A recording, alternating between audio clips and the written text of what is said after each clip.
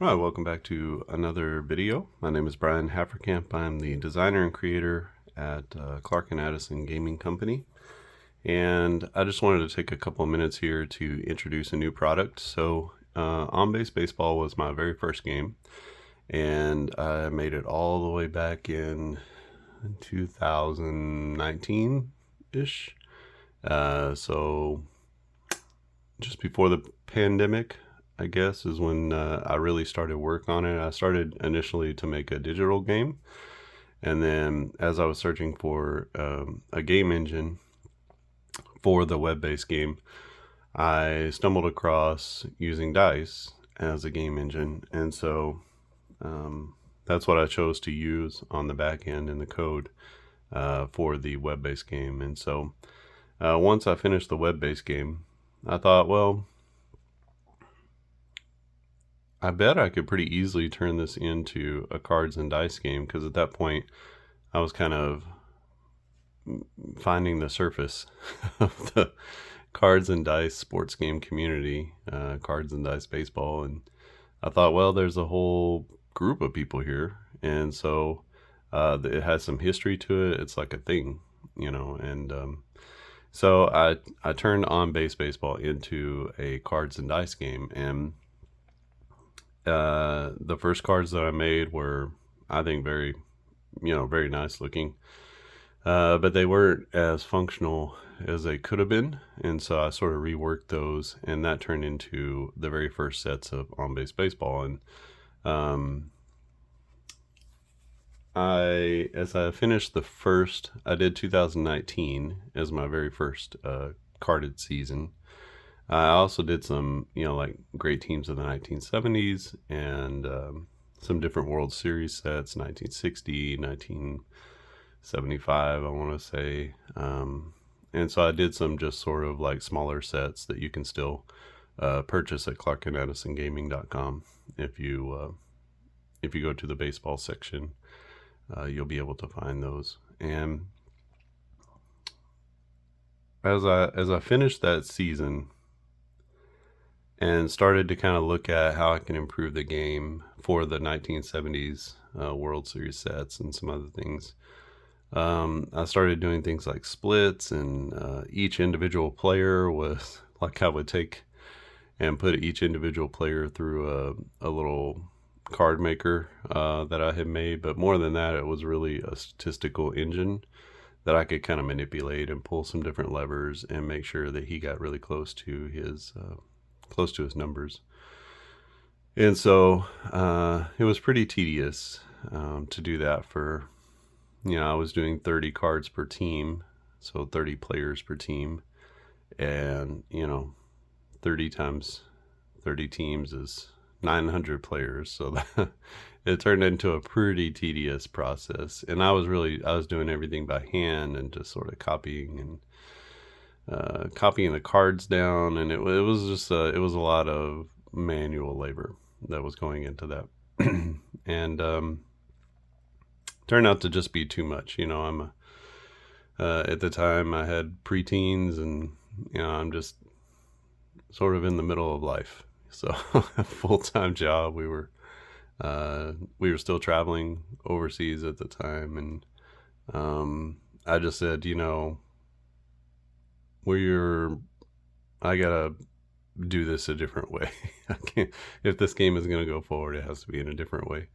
And so I went to a roster sheet, and then also being able to play the roster sheet sets with a single chart. So I took what was individually on the cards, and I made it, expanded it out into a chart. So that's sort of the direction that I took On-Base out of necessity, just because making card sets just wasn't going to be feasible the way that I was doing it. And so I think a lot of people, they really like the roster sheet sets, so I will keep those. But I've decided to start making cards again. I'm not even sure what happened, but just, last week or something, I looked and I thought, making cards, because I've learned a lot of things, number one, and some people have helped me out, number two, creating formulas that help me just simply copy each card, and then it draws from the database, so to speak, and then fills in all the information. So, excuse me, as long as all of your data is good, and I already have the data, I guess you would call them categories. I already have them set up on fangraphs.com to pull the data in the order that I want to get it. So I literally just have to put in the parameters for the players that I want, and then in order the categories are set. And some of them are kind of across different views on Fangraphs, so you have to.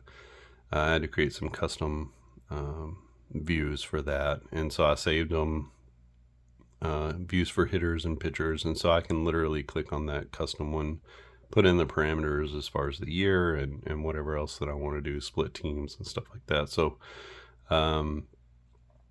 I can literally go in and just drag that data into a spreadsheet, excuse me, and then put that data into my sort of master spreadsheet and begin to fill in all the information. Now, the only truly manual part anymore is inputting how they bat, how they throw, and then what position they play or what role they are as a pitcher. So are they a starter or reliever?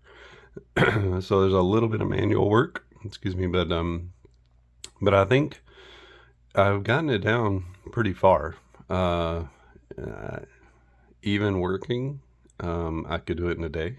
So I almost created the 1975 season in one day. So I feel like that's quite a considerable change. So it was taking me 4 to 6 weeks to do it like I did originally back in the first version, 2019. So and then that, that was kind of difficult because I had to change the cards, like, because some people looked at it and they're like, well, you can make a change here and there. And I sort of I was changing things on the fly while I was making them, which, you just make a lot of rookie mistakes, things that you just don't really know what you're doing. So you're trying to like find your way. So it takes a little bit longer. But right now I have 4 years now under my belt of making cards for different games and different types of cards. And so I've learned a lot about Excel. I've learned a lot about what's important, what should go on the card, how to just manipulate the cells on Excel, and then how to manipulate the data. So I've actually learned quite a bit. And so this is me taking what I've learned so far and then applying it. So I'm going to start making cards again for On Base Baseball. And this is the first set that I'll release, which is 2022. Let's get in here nice and tight. See if we can do that. So hopefully you can see that. Yeah, looks like it's focusing. So this is Maxwell Fried's card, left-handed pitcher for the Braves. He finished second in the Cy Young voting in 2022.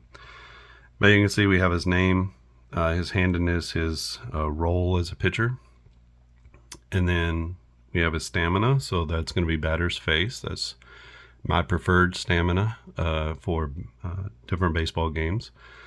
And if you've played my games or if you've played on base, you know sort of how stamina works. It'll be a little bit different with the carded set because you don't have the next column to go down to. So you can either find a pitcher who has the next level down, or inside the game guide. I've kind of revamped the game guide as well. Inside the game guide, there will be a table that you can reference, and it shows all of the pitching columns. So you can just simply go down to the next column and use the appropriate setup for where he actually interacts with the play. So the way On Base Baseball works, if you're not familiar, is you roll 2d6 dice. It's kind of a mixture of APA and Strat together. So we have columns, individuated columns for 4 for pitchers, 4 for batters. And those are the batters are based off of a stat called batting runs, which is weighted runs against. or weighted runs above average. I'm sorry. Weighted runs above average, except that it is ballpark and era adjusted. So it's sort of an adjusted WRAA, if you're familiar with that sabermetric value. So batting runs is judging the total contributions of a batter to the offense, to scoring runs. So it's a great offensive stat, sort of a catch-all. WAR is what I originally started on baseball with. But the problem with WAR is you can be a really good defender and a really poor hitter. The example was always Ozzie Smith, who has a high WAR, but not a good hitter. And so then you have some guys who are all hitter, no glove, and they also have a high WAR. And then you have some people who are a little bit of both, and they also have a high WAR. So if you have both Babe Ruth being a 7 WAR and Ozzie Smith being a 7 WAR, you have to have one column that represents those two styles of hitters. And what we really want is to separate out them as hitters, not as total players. So ran into some issues there, and occasionally you come across guys who are either all hitter, and no glove, which is not as big a problem as the all glove no hitter. That's a big problem. But you have some, many players who are like that. So we had to come up with a solution, and that was to break down WAR into maybe just a level below what that is. And so WRAA, so weighted runs above average, breaks down the hitter side, and so it doesn't take into account the fielding side. So we have batting, and then for the pitchers, we're using either Sierra for newer seasons, which you can see here. Sierra is listed first, so that's actually the value that we're going to use. And Sierra is it's like FIP, except it brings in a few more of the quote-unquote human elements. It's trying to better figure out what makes a pitcher successful. So they're including things like the pitcher's ability to pitch, his arsenal, a few more of the what would be considered the soft skills that FIP totally cleared out. So FIP is just, you're responsible for strikeouts, home runs, hit by pitch, and whatever else. So it's just a few things that the pitcher is responsible for, and we're sticking like hardcore to that, which you also have the player's FIP as well, right? But Sierra takes into account a few more of the better traits or attributes. Now you're gonna, you can see there's a 60-point difference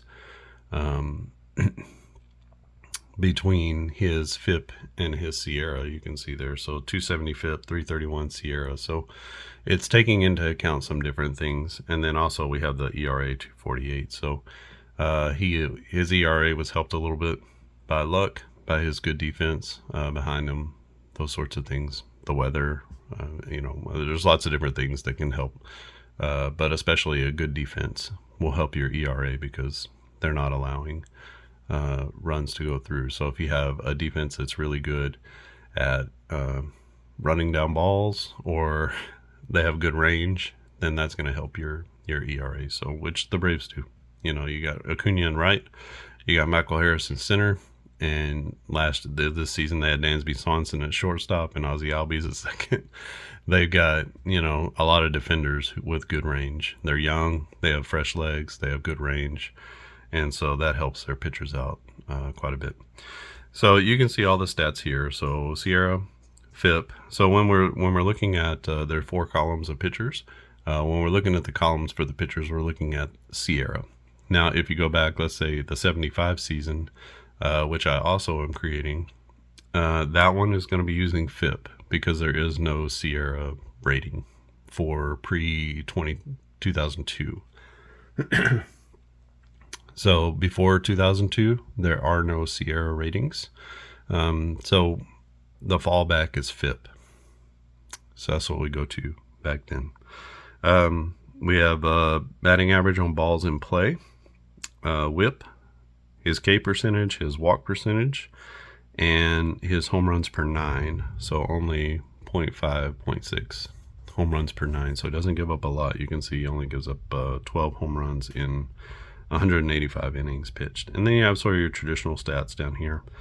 So if you prefer to look at the traditional statistics, those are on the cards as well, for both the batters and the hitters. Those are the same people, for the batters and the pitchers. But if you do want to use some of the sabermetric stats, those are going to be in your top line here. So you can see 170 Ks in 185 innings, only 32 walks in 185 innings. He was 14-7. And then you get down here to this section, which is going to be your actual gameplay section. So the way on base works is you roll your 2d6 dice, you look at the pitcher card first, and then you see, is there a result? So if the roll is a 13, a 1, and a 3, then there's a blank there. And so if there's a blank, you go to the pitcher card and you look up the 1-3 roll. If it's a 1-1, then that's going to be a strikeout off of the pitcher card. No need to go over to the batter card. So if there's a result here on the pitcher card, that is the result of the at-bat. And then there's some other things to kind of, is it a swinging strikeout, or is it a strikeout looking? You know, there's some different little modifier kind of things that you can do off of that. And then down here, it'll tell you the season and the team. So, you know, there's no color on here, you can see. I did that on purpose. I try to be very cognizant and aware that people have to print my games. So I create games in PDF, and I do that for a multitude of reasons. One is it's easy to deliver. Two is it's easy to deliver all over the world. So there are no geographical limitations to my games. So if you live in Italy, or you live in France or England or in Japan, you can play my games, buy them, and feel like you're not going to have to pay as much as you paid for the game in shipping. And so the game is twice the cost. So that's a very conscious decision on my part. My wife and I also decided that we don't want boxes of cards laying all around from the printer, and then now we have to sell them. So that's not a lifestyle or a business model that we want for ourselves. And so we've talked through that. And so I don't do that. I don't really want to go down that street because I think there are enough people who are okay, you know, buying PDFs and then printing them. I know some people really want cards. I think it would be great if I had enough money and time and space and all that to run a business like that. It would be awesome, because I think cards would be beautiful. But in the end, you have to kind of do what works for yourself too. So what's good for the consumer, what's good for you, and then find the place of balance. So that's how we've gone with that, just to be kind of upfront with you. And so we do PDFs. The good part about my PDFs is they come, you can see these are the same size, and they come 4, or actually 8. They come 8 to a sheet, and literally you have the one cut down the middle. So there's one cut down the middle, and then there are 3 cuts vertically. And so you only have 4 cuts that you have to make, as long as your printer can print all the way to the edges. So just make sure when you're doing the setup that there's no margin. Some printers put that in there. I actually have to go to my printer software. Excuse me, if I rely on Android and printing from my from the Android print function, it actually puts a little bit of margin on there. So maybe just run a test to see. But if I print off of my computer and I use Windows, or I print off of if I'm using my phone and I print off of my phone's app, it kind of has a no margin way of printing. It prints it true. That's usually what I have to go to in order to print bleed all the way to the edge, you know, so that there's no bleed, no margin. So once I do that, you know, there's only 4 cuts. So that's a very conscious choice on my part as well. to minimize the amount of cutting that you have to do. So you can see here, this is the Atlanta Braves. So you can see in this set, I've included every single player who got into a game. So anybody who pitched, anybody who batted, even if it's, let's see, Chadwick Tromp is a catcher. He got into one game. He went 3 for 4 in one game, and that was his season. So Chadwick Tromp, when he comes up and he plays that game, you'll have him. So I like to do that when possible. I realize that it means now you've got like 50 or 60 players per team. I know that's a lot.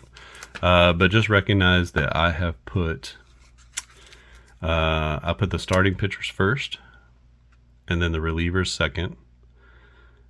So the way I ordered everything is important. So the starting pitchers are first, the relievers are second, and then within each of those groups, I have put them by, I want to say their innings pitched. So you have the pitchers who pitched the most first, and you have the pitchers that pitched the least at the end. Same thing with batters. I put the batters with the most plate appearances first, and then it kind of goes down from there. So if you print out the first couple of sheets and then print some of the others as you need them, that's typically what I do. For the Braves, because I'm going to play a replay with them for replaying all of Max Fried's starts. So he got 30 starts, and so that's 30 games.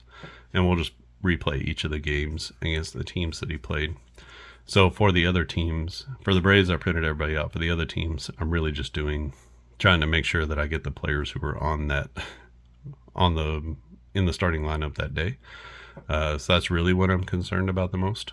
So maybe print off the sheet that has the starting pitcher, print off a sheet of relievers, and just so I have some relief pitching, and then make sure I get all of the guys who are in the lineup for that day. So I'm not printing out the entire set. The entire set is going to be 1,700 plus players. So it's a lot of players. And every year it kind of grows. Every year you go backward, it shrinks so that there are fewer players. But every year, I think there's only about 1,000 or so players in that 1975 set, but there's, over 1,700 in the 2022 set. That's every player that got into a game, and that's what you would get with the set. Let's take a look at a batter card. So here's Austin Riley. And you can see Riley, he had a great year. Same thing, how he bats, his name, his primary position. I know that some of these guys played multiple positions. I tried to account for that. So if he's an outfielder and he played multiple positions, then I just give him an OF. So he can play any of the outfield positions. When Marcell Ozuna was not DHing, he mostly played in left field. So he has kind of a singular position. Austin Riley, only a third baseman, although, when he used to shift, he was like playing rover in right field. But now there's no shifts. He's mainly just sticking at third base. We have his batting runs, 34.7. His defense, which defense does come into play some in the game, and you can add more if you want. But his defense is minus 3.2, and what that means is he's about 30% under the average defender. So kind of read it that way. 0 is average. It's the same thing with any of these numbers. They're all adjusted off of 0. So this means he's about 3% less than the average third baseman. He's 35% better than the average hitter in the league as far as his batting is concerned. That's what the 34 means. And then his speed, that is not based on a 0 as average. That's based on 5 really is average. So it's kind of a 0 to 10 scale. This is an old Bill James value that he created way back in the early 80s, I think. And it's not a great value to use for speed, but it really works well with the game and the way that we have. And it's a fine value. You look at it and you say, okay, yeah, he's about a 3. and fast guys are going to be, Billy Hamilton's like a 7 out of 10. So you're going to have true to life speed. It's just there are better base running numbers that we can use these days. But this accounts for base running and it accounts for stealing both. So it's kind of a good single number, that because the base running and stealing is really the same mechanic. And so it's a good single number for on-base baseball. So his speed is a 3. And then you have all of his sabermetric stats, and then you have his sort of traditional statistics here. Again, if you want to use some of the traditional stats, you can to determine what type of player this is.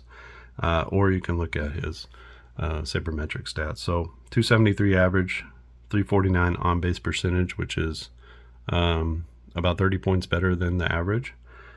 Slugging 528, which is definitely 100 points better than the average,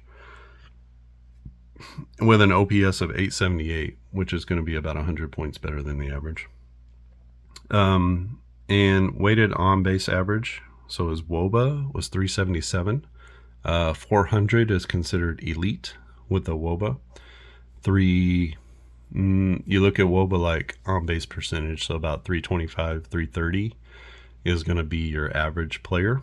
And then, as you go up from that, that's how you can kind of determine the best players. But, Barry Bonds and Babe Ruth, most of the MVPs each year, they're going to be up around 400. So that's how you can kind of gauge and judge those things. Weighted runs created plus, which is a 0 as an average.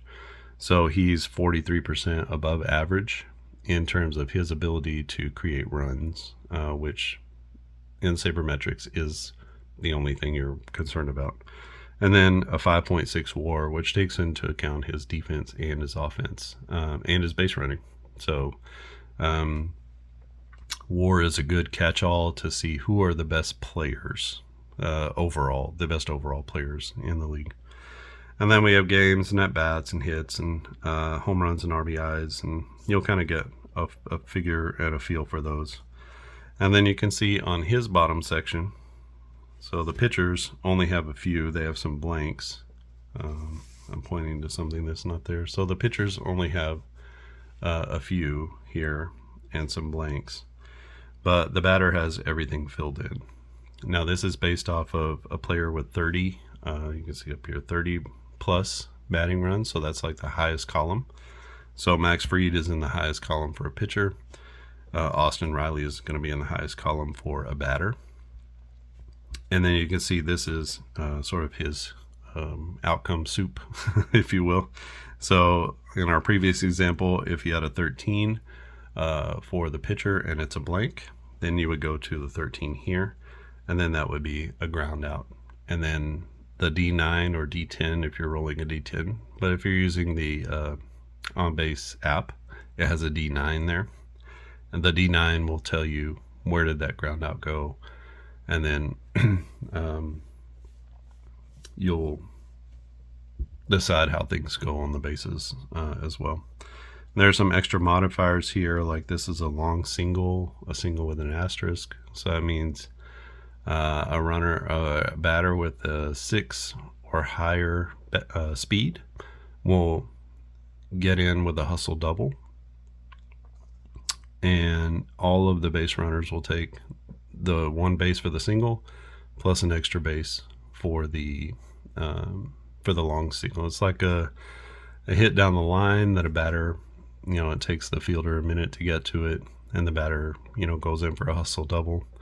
But if he's slow, like Austin Riley is a 3, then that same ball hit down the line is only going to be a single for the batter.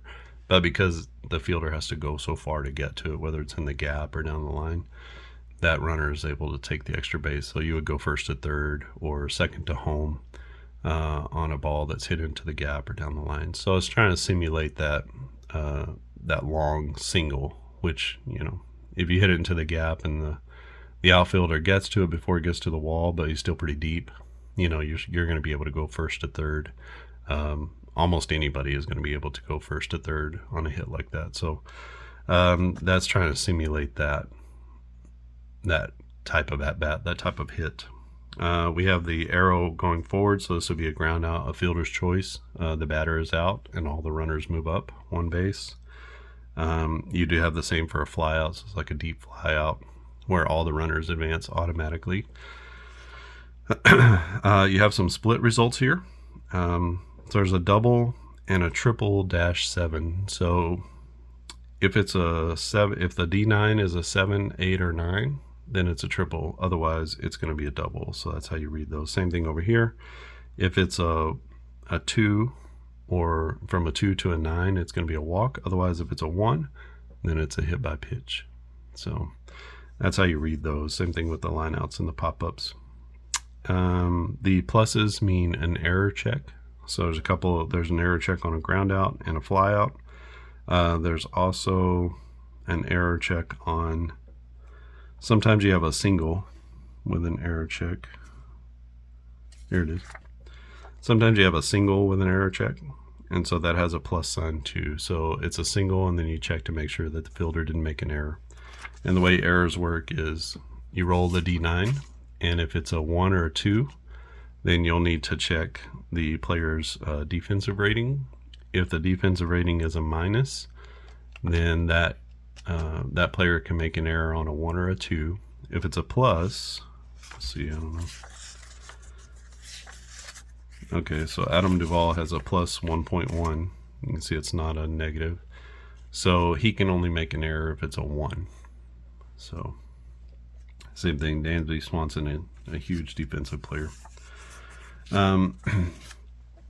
So that's sort of a simplistic or basic fielding mechanism. The one thing, if you're not familiar with on-base baseball, is that this game is a simple game to play.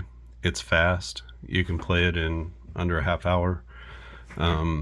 It's detailed in the sense that it's play-by-play, but it's also detailed because of the statistical accuracy. You're only using one number, but that takes into account that player's offensive ability. Now, I've gone through, and how I created these is I took all of the players who are 30 plus, I lumped them together into a group.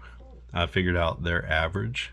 Their average as a group is going to be, because they kind of come out about the same, because the point of this number is that you're evaluating their offensive output and giving them a number. So all of the players with the 30 plus batting runs have about the same offensive profile. So they're hitting for power, they're getting on base, and that's sort of their offensive profile. So you're going to find that most of the players from 30 plus have a very similar offensive profile. Now, some of them are going to hit more doubles. Some of them are going to hit more home runs.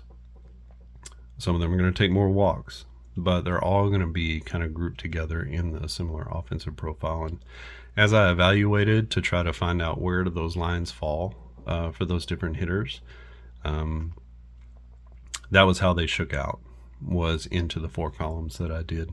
So there's 30 plus, there's 10 to 30, which is typically like an all-star caliber player, all the way up to potential MVP. 30 plus is your perennial MVP type players. So this year, thinking about Matt Olson and Ronald Acuna, and thinking about Mookie Betts and Freddie Freeman. Those guys are all 30 plus batting runs players. Maybe even Austin Riley again. I'm not sure what his numbers are this year. But he's got almost 40 home runs and hits for, a 275, 278 average. So maybe even more than that, maybe 280. So he's going to be in that category almost every year as well. You're thinking Pete Alonso. You're thinking some of like the great hitters, especially the big home run hitters in the league. So those are going to be categorized in your 30 plus batting runs. And then there's 10 to 30. And then there's -5, which is about 5% below average, to 10, which is about 10% above average. So that category actually is quite large and is probably the largest category. But that encompasses most of your sort of average, everyday players. They're not all stars, but they're not terrible.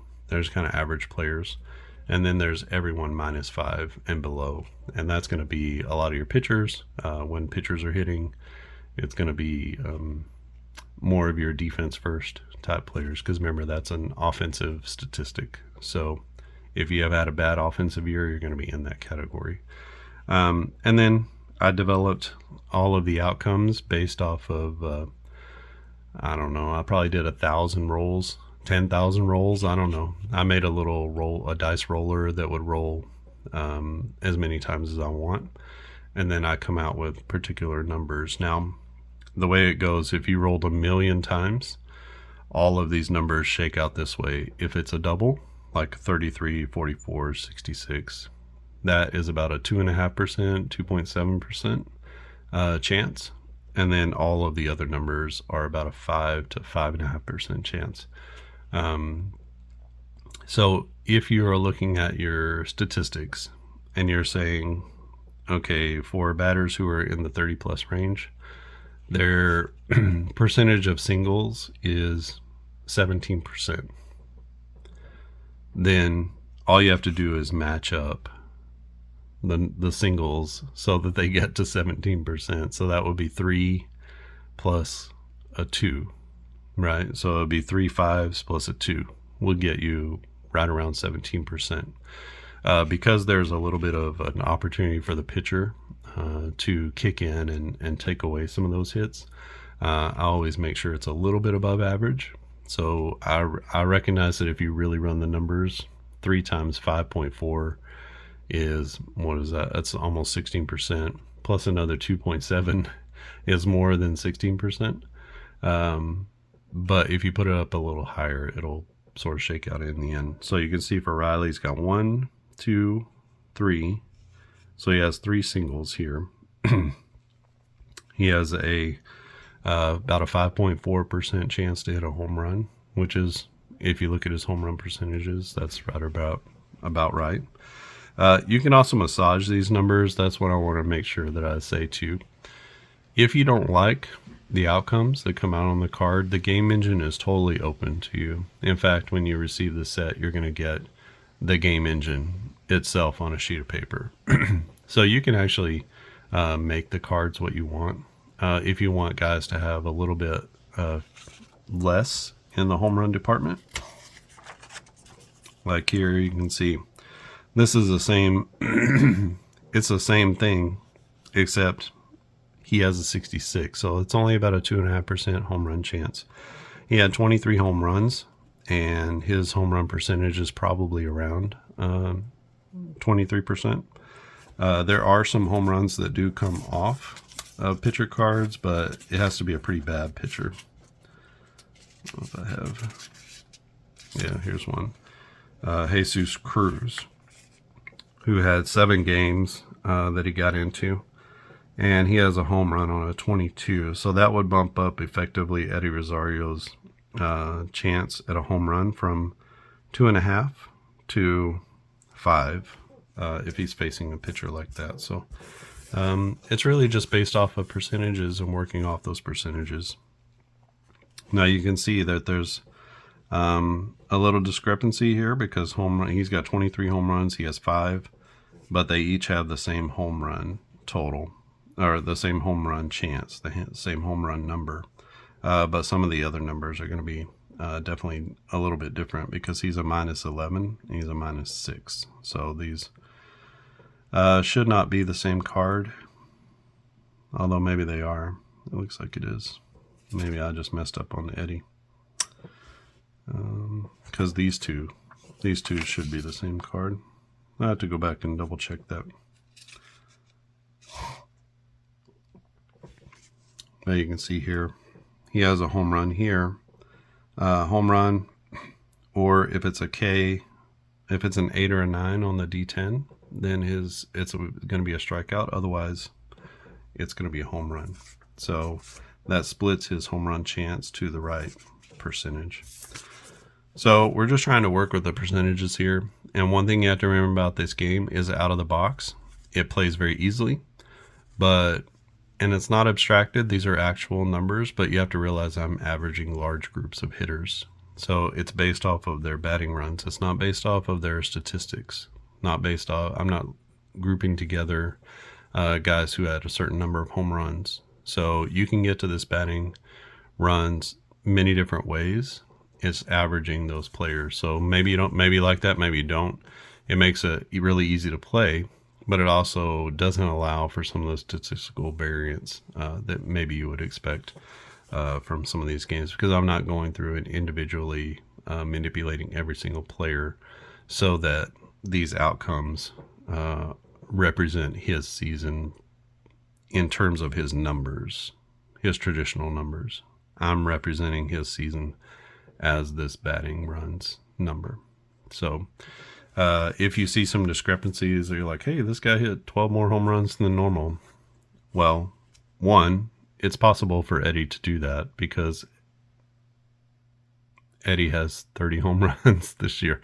So it's not out of the realm of possibility. He only had 250 at-bats, and half of those at-bats were, he had a bad eye.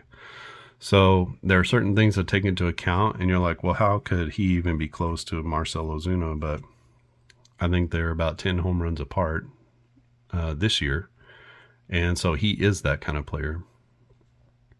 But it wasn't reflective of his traditional numbers last year. So we're looking beyond the traditional numbers to some of these sabermetric numbers, which are not looking at traditional numbers per se.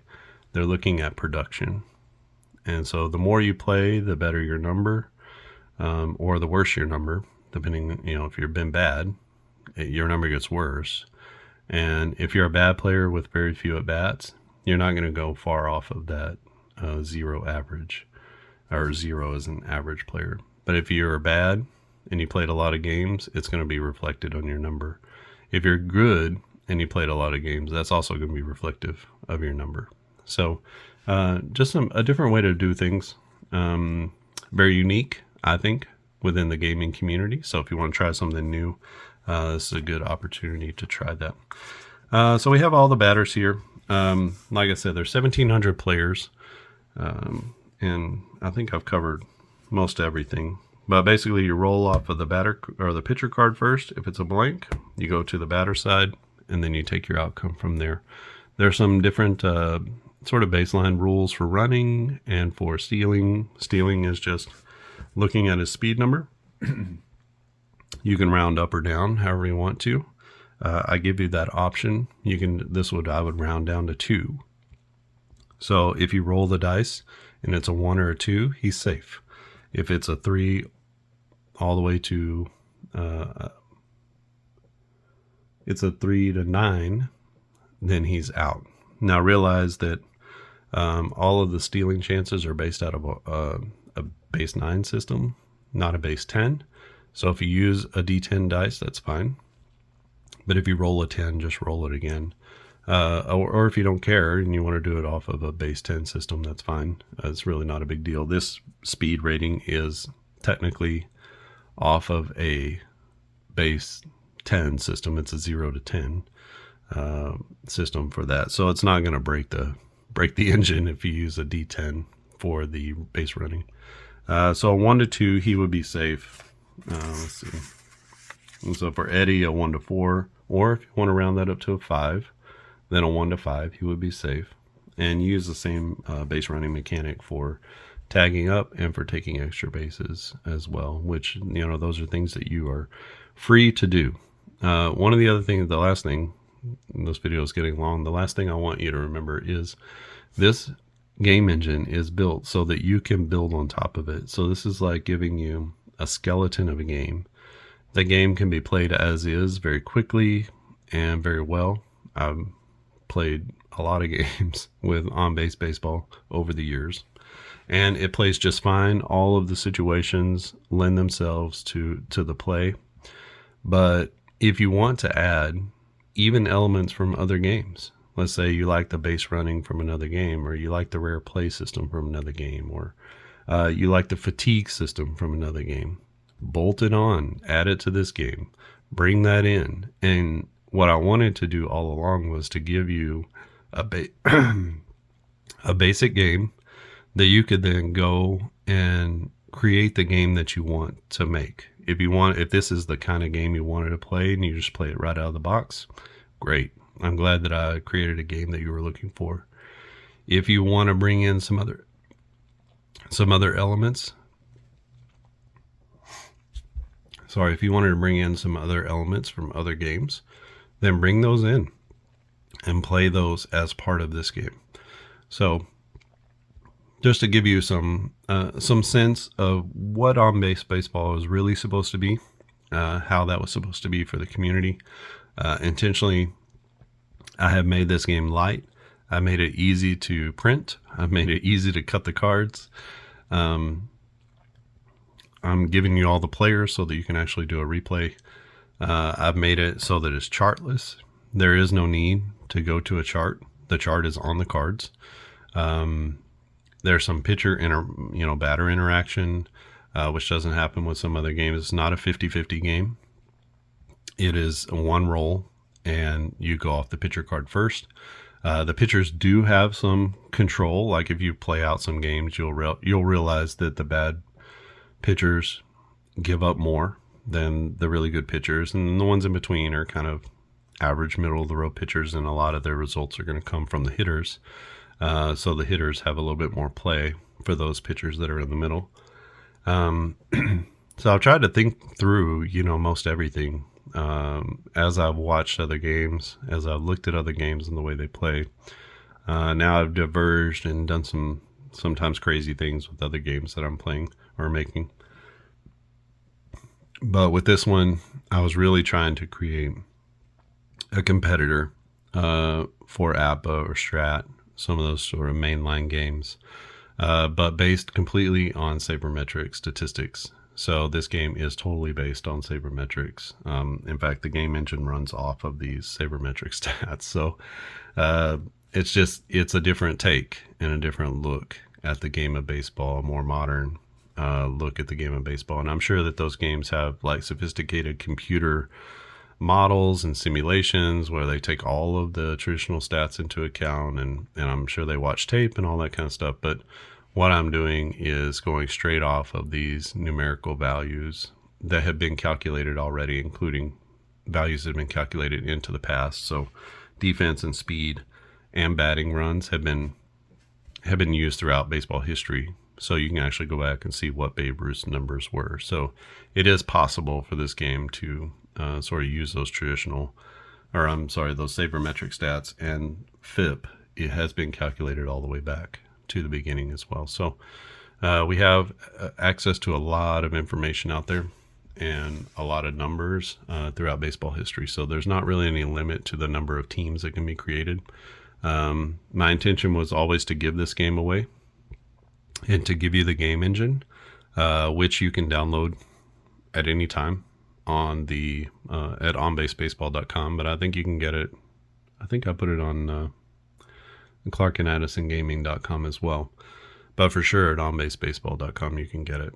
You can download the engine. In fact, I have a game engine for each decade from the 40s all the way through the early 2000s. So not the most modern 2010 to 2020, but if you played with the up to 2000 to 2009, you'll probably get pretty close, to where we are today.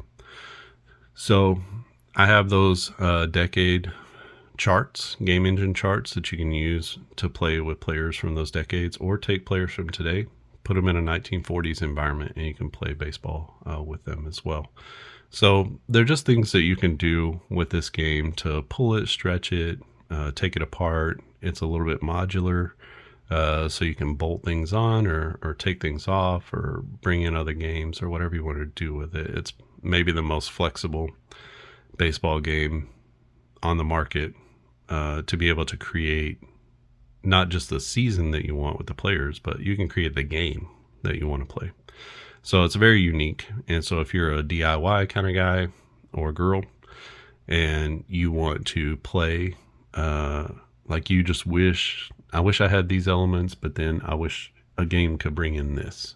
Bring that element in, create a chart, use the values that are here to create new charts, to create new customizations for the game. That's the whole point of the game. And so in the beginning, I only wanted to charge for the legwork of creating the player cards. So that's where this has always been. If you want to take the charts and you want to take and learn how to get those values, I actually have a video showing you how to get those historical values. So it's, if you want to go and do it yourself, you can go do it yourself. You can create your own cards, you can create your own roster sheets.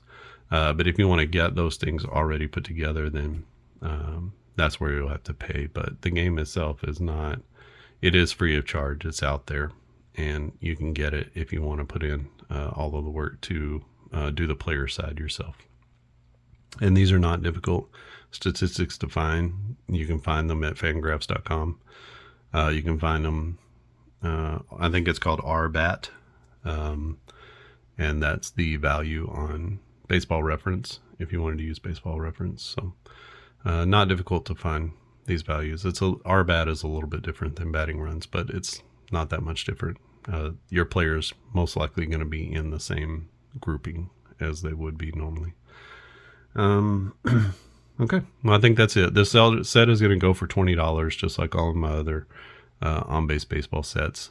And so you're talking about 1,700 players for $20, which is a pretty good deal, I think. I'm also going to include the roster sheet set for this season, and I'm going to include the game engine chart, and you're going to get a revamped game guide that includes both how to use the roster sheets and how to use the cards. They only diverge just a little bit on some different things.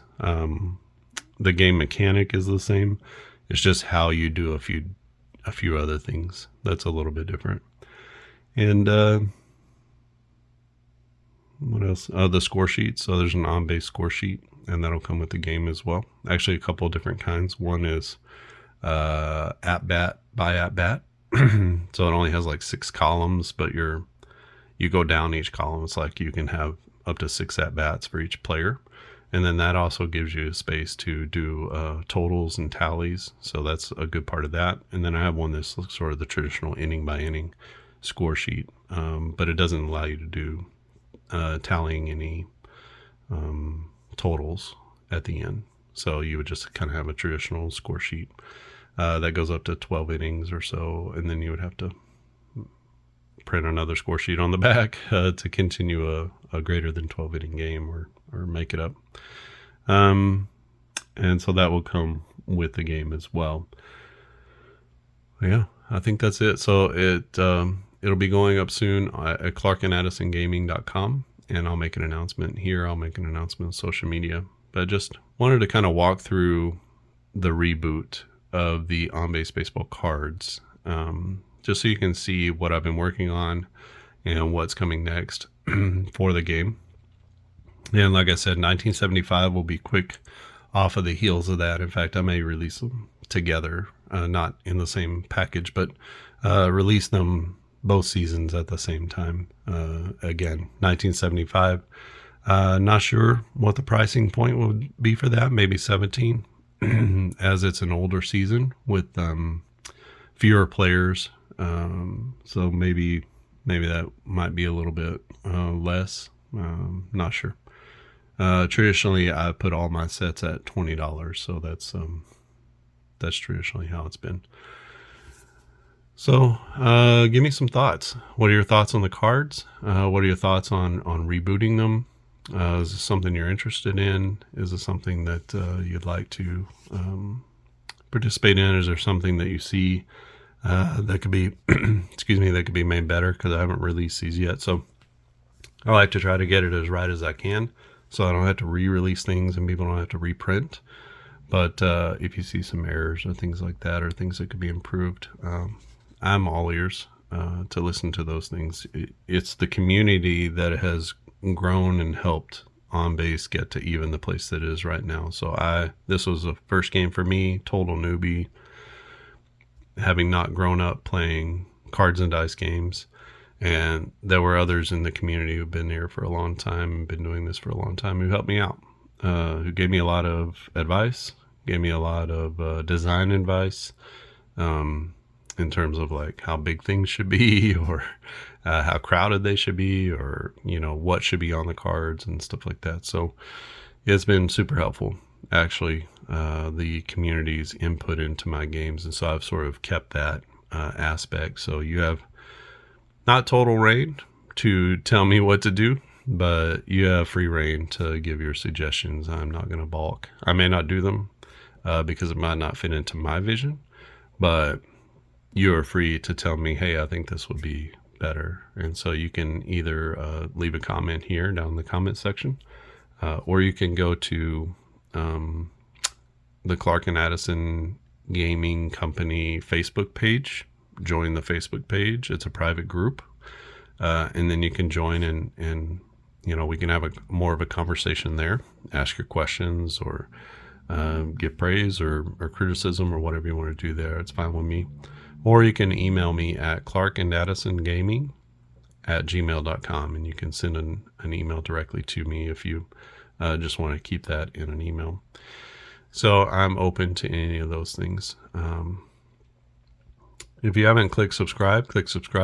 If you like this video and you want more people to see it, click on the thumbs up. It's a super easy way to show your appreciation for the content, and also to help the content to go out farther. So these videos sort of go out into the ether, and the more people that like them or comment on them, the more Google says, hey, I think that's good content. I want to show this to more people. So that's how you can help any YouTubers who are putting content out there that you like. It's super simple. Just give it a thumbs up. It feels like, well, what am I doing? But it really does mean a lot to have 12 thumbs up as opposed to 1 or none. It makes a huge difference in how the video goes out. I'm not making money on videos, so it's not anything like that. It's about if you care about this game, that's one way that you can help it to grow. So you can play it. If you have a YouTube video or a YouTube channel, you can talk about it in the forums or on Facebook. You can go to a Facebook group and you can show people your score sheets, or talk about the game, or show what you've done with it, or just generally let people know about it. That's one way that's very helpful. I do that, but I'm only one person, and so I don't see a lot of people posting about on-base baseball. I check quite often, and people just don't post about it. But if you want more people to play and you care about promoting the game, then promote it and just tell people about it. That's really the best way to do it. If you have a list of best games, put it on there, because people pay attention to that kind of stuff. So those are easy ways to grow the game. They're the things that I'm doing, but again, I'm only one person, and my reach is only so far. But if 10 of us are doing it, then the reach obviously goes quite a bit farther.